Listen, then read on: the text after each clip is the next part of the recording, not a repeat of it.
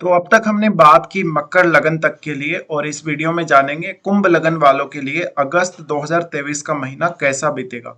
ये कुंडली जो अभी आप स्क्रीन पे देख पा रहे हैं, ये कुंडली का निर्माण जो किया गया है और ग्रहों का जो गोचर इसमें दिख रहा है वो अगस्त के हिसाब से दिख रहा है। फिर भी ग्रहों के बदलने की वजह से कुछ ग्रहों की स्थितियों में बदलाव आ सकते हैं। तो सबसे पहले हम देखेंगे गोचर को, उसके बाद कुंडली की जो प्लेसमेंट है उसके हिसाब से आगे बढ़ेंगे। सबसे पहले अगर हम बात करें गोचर में सूर्य की, तो सूर्य 17 अगस्त तक कर्क राशि में गोचर करेंगे, इसके बाद ये सिंह राशि में चले जाएंगे। बुध का गोचर सिंह राशि में होगा। शुक्र 7 अगस्त से कर्क राशि में प्रवेश कर जाएंगे और कर्क में ही गोचर करेंगे। मंगल 18 अगस्त से कन्या राशि में गोचर करने लगेंगे। गुरु मेष राशि में गोचर कर रहे हैं। शनि कुंभ में वक्री होकर इस समय गोचर कर रहे हैं। चंद्रमा 1 अगस्त को मकर राशि में गोचर करते रहेंगे। राहु मेष में गोचर कर रहे हैं और केतु तुला में गोचर कर रहे हैं। तो ये गोचरीय स्थितियां हैं। इसके बाद अब हम देखेंगे इसका जो परिणाम आने वाला है आप लोगों के लिए वो कैसा रह सकता है। तो यहाँ हम हमेशा ही लग्न से स्टार्ट करते हैं और हम फर्स्ट हाउस से ही स्टार्ट करते हैं हमेशा। तो यहाँ पे हम अगर बात करें लग्नेश की, लग्नेश अभी शनि है और शनि आपके लगन में ही वक्री होकर गोचर कर रहे हैं। तो देखिए स्वास्थ्य संबंधी जितनी भी समस्याएं आपको आ रही हैं उनमें बहुत ज्यादा सुधार होगा। आपका बॉडी काफी अच्छे से वर्क कर पाएगा। आप खुद काफी अलर्ट होके एक्टिव होके काम कर पाएंगे। इसके अलावा जो भी आपको डिसीजंस लेने हैं वो आप बहुत ही प्योरली ले पाएंगे। अब शनि का यहाँ पे वक्री होना आपके लिए बहुत ही ज्यादा फायदेमंद है, क्योंकि एक तो उतना ज्यादा हार्डवर्क नहीं करना अब आप लोगों को। इसके अलावा स्वास्थ्य की अगर आपको कोई दिक्कत है तो वो हल हो जाएगी। साथ ही साथ जो लोग विदेश जाना चाहते हैं या विदेश में सेटल होना चाहते हैं उनके लिए बहुत ही बेहतरीन समय है ये। अब शनि जो यहाँ से दृष्टि डाल रहे तीसरे घर पे जो इनकी दृष्टि पड़ रही है, अभी तक आपको काफी हार्डवर्क करना पड़ रहा होगा। तो वो हार्डवर्क कहीं ना कहीं अब थोड़ा कम हो जाएगा। भाई बहनों के साथ, आपके रिलेटिव्स के साथ, पड़ोसियों के साथ किसी भी प्रकार की कोई दिक्कत चल रही थी वो आपकी दूर हो जाएगी। शनि का एस्पेक्ट था सेवंथ हाउस पे, अभी भी सेवंथ हाउस को शनि देख रहे हैं वक्री होकर भी। तो ऐसे में आपको वैवाहिक जीवन में जितने भी प्रकार की समस्याएं परेशानियां आ रही थी वो आपकी दूर होने लगेंगी। साथ साथ जिन लोगों का कोई बिजनेस था और बिजनेस नहीं चल रहा अच्छे से, उन लोगों का बिजनेस भी काफी अच्छे से चलने लगेगा। हाँ, आप ये जरूर है कि कोई नई शुरुआत ना करें इस दौरान। नई शुरुआत अगर आप करते हैं तो काफी ज्यादा वक्त लग सकता है, लेकिन कोई भी ऐसा काम जिसको आपने पहले करके छोड़ दिया और अब तक उसका रिजल्ट आया नहीं, उसके ऊपर आप थोड़ा सा ध्यान दे सकते हैं। शनि का यहाँ पे वक्री होके एस्पेक्ट सेवंथ हाउस पे, तो जीवन साथी की सेहत के लिए भी एक अच्छी बात है। और कुल मिला के देखा जाए तो शनि का यहाँ पे सेवंथ पे अब अच्छा प्रभाव भी देखने को मिलेगा आप लोगों को। इसके अलावा शनि टेंथ हाउस को भी देख रहे हैं। टेंथ हाउस को जब ये वक्री होकर देखते हैं तो आपके प्रमोशन, जिन लोगों के भी रुके हुए हैं उनके प्रमोशन हो जाते हैं। आपको एक अच्छी जॉब लग सकती है। कार्य क्षेत्र में जितने भी प्रकार की आपके रुकावटें आ रही हैं वो सारी की सारी दूर हो सकती हैं। अब हम आगे बढ़ेंगे, गुरु के बारे में बात करेंगे। गुरु जो कि दूसरे घर और आपके लाभ स्थान के स्वामी होकर ये तीसरे घर में गोचर कर रहे हैं। तीसरे घर में इनका गोचर राहु के साथ हो रहा है, राहु भी साथ है, तो गुरु चांडाल योग बन रहा है। तो ये बहुत ही अच्छी स्थिति है गुरु की, क्योंकि यहाँ पर आपको एक अच्छा काम करने का मोटिवेशन, एक अच्छा साहस मिल रहा है आपको। यहाँ पे बहुत ज्यादा यहाँ पे आप साहसिक कार्य कर सकते हो।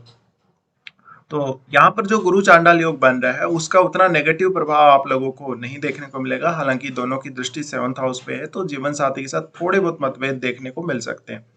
अब यहाँ जो गुरु की प्लेसमेंट है, गुरु की प्लेसमेंट आपको कुछ नया करने के लिए, कुछ क्रिएटिव करने के लिए, नया कुछ सीखने के लिए और कम्युनिकेशन में बहुत ज्यादा बेटर रिजल्ट देगी। साथ ही अगर आप ऑनलाइन कम्युनिकेशन के थ्रू कोई काम कर रहे हैं, ब्लॉगिंग वगैरह कर रहे हैं, तो आपको बहुत ज्यादा फायदा होगा इस गोचर में। साथ ही साथ अब गुरु क्योंकि इन दो भावों के, 11th हाउस और सेकंड हाउस के स्वामी है, तो आपको इन दोनों भावों से रिलेटेड कार्यों के लिए मेहनत करनी चाहिए। लेकिन राहु साथ है तो उतना भी आप रिस्क ले सकते हैं जितना अभी तक आपने रिस्क ना लिया हो शायद।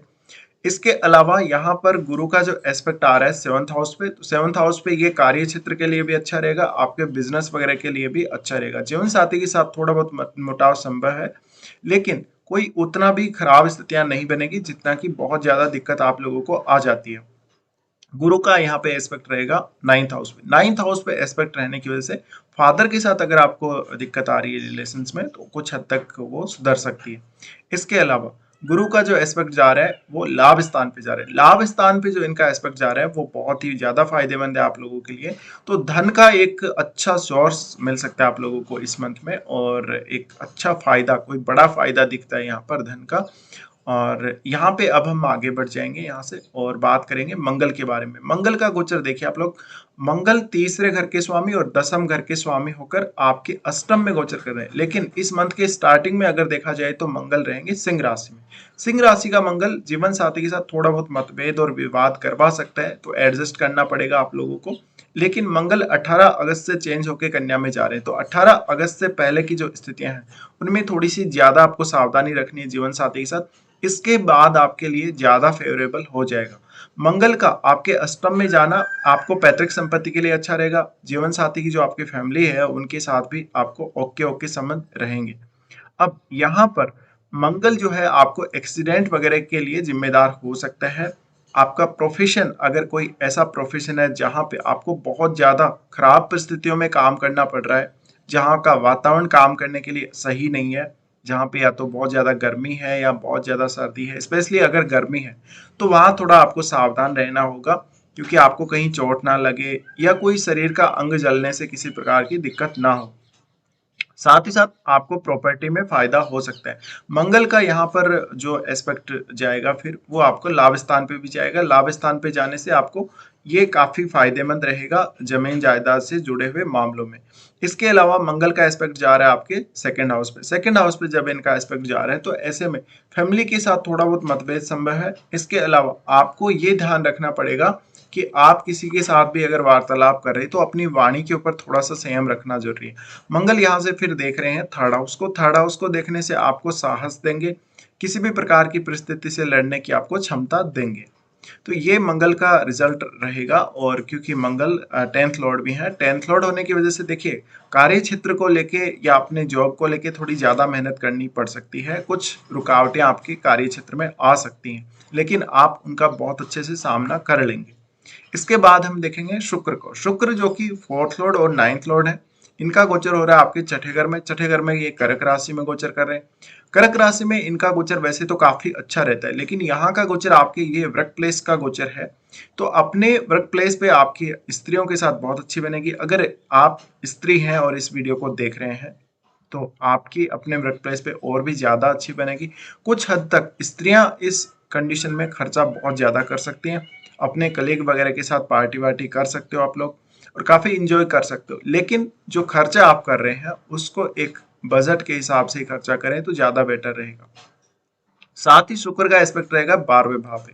12वें भाव पे जब एस्पेक्ट रहेगा तो ये आपको कहीं ना कहीं कुछ दिक्कतें दे सकता है रिलेशनशिप को लेके।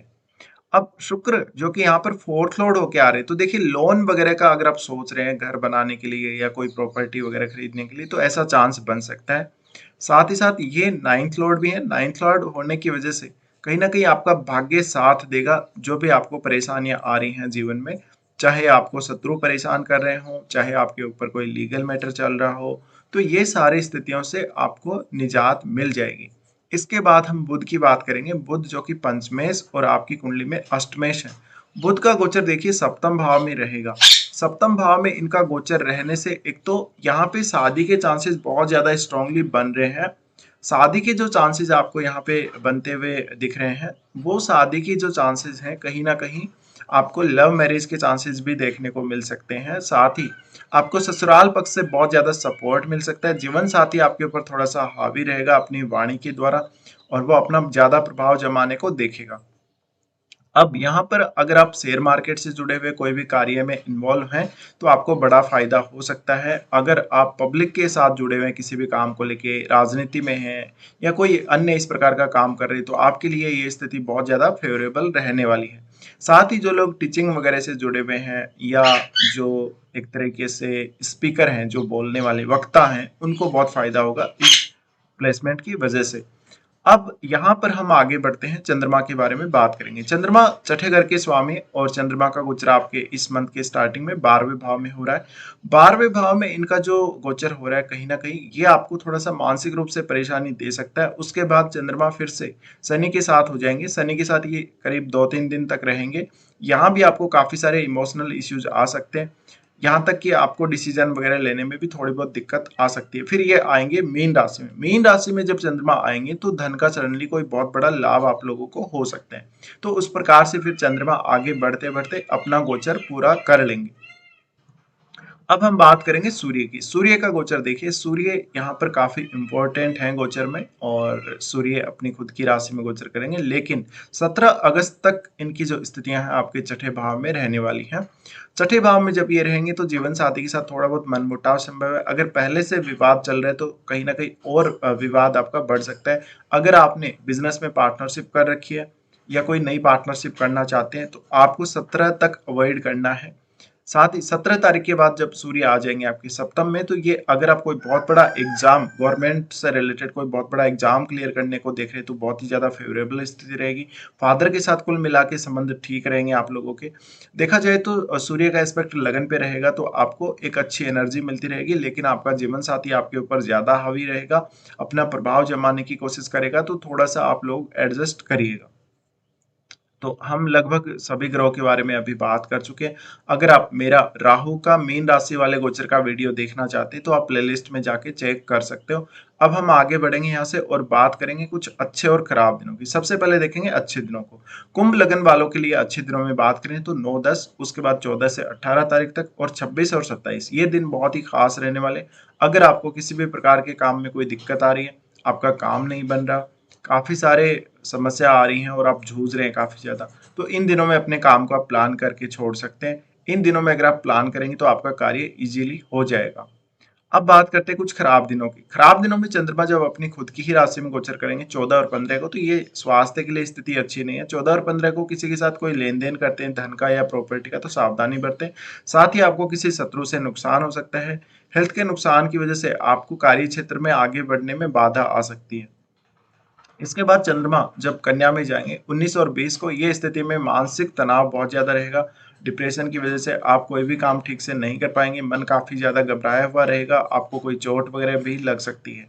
तो इन 2 दिनों में विशेष सावधानी बरतें। उसके बाद चंद्रमा जाएंगे मकर में। चंद्रमा का मकर का गोचर 28 और 29 को होगा। इस दौरान आपको ये सावधानी रखनी है, एक तो स्वास्थ्य के लिए आपको बहुत ज्यादा दिक्कत हो सकती है।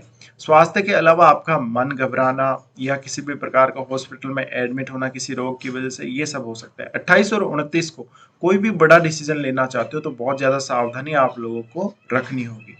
तो फिलहाल हम डिस्कशन कर चुके हैं। फिलहाल ये वीडियो देखने के लिए आप